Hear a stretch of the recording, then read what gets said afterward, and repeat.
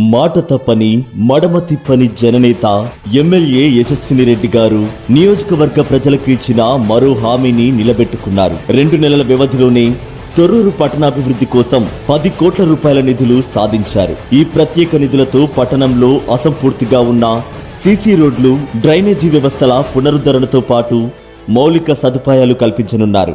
2025 మార్చి 20న MLA గారు తొర్రూరు పట్టణంలోని పలు వార్డుల్లో పర్యటించారు.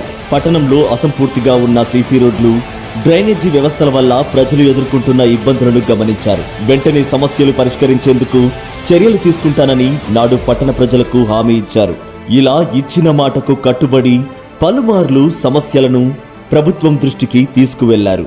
చివరకు ప్రభుత్వం నుంచి భారీగా నిధులు సాధించి పాలకుర్తి నియోజకవర్గం జనంపై తన ప్రేమను చాటుకున్నారు.